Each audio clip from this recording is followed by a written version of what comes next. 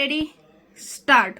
These revision applications are filed challenging the judgment and decree dated 8 September 2022 passed by the appellate bench of the Small Causes Court allowing in bracket A1 bracket out appeal number 107 of 2012 filed by the respondent, defendant and setting aside the eviction decree dated 30 July 2012 passed by the Small Causes Court in RAE and R suit number 1146/1829 of 2003. The Small Causes Court had decreed the suit on the grounds of default in payment of rent and bona fide requirement while rejecting the ground of erecting permanent structure without landlord's consent and unlawful subletting. In the appeal filed by the tenant before the appellate bench, plaintiff landlord filed cross objections. Paragraph. The appellate bench has allowed the tenant's appeal and has set aside the eviction decree by answering the grounds of default in payment of rent and bona fide requirement in favor of the tenant.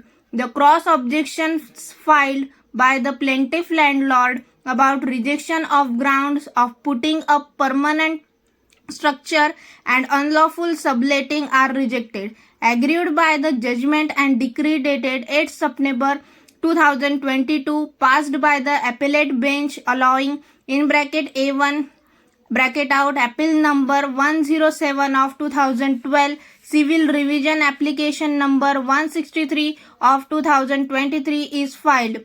Plaintiffs have also filed separate civil revision application number 164 of 2023 to the extent of rejection of their cross objections. Original plaintiff Bhaskar Barve was the owner of the structure situated on plot of land bearing number 12A Anand Nagar, Chembur, Mumbai 71, shop number 2 in the said structure at measuring 150 square feet is the suit premises which was let out to defendant's father by tenancy agreement dated 19 April 1976. Under the agreement, monthly rent was agreed at rupees 100 and according to the plaintiffs, additional amount of rupees 100 was payable for use of furniture and fixtures.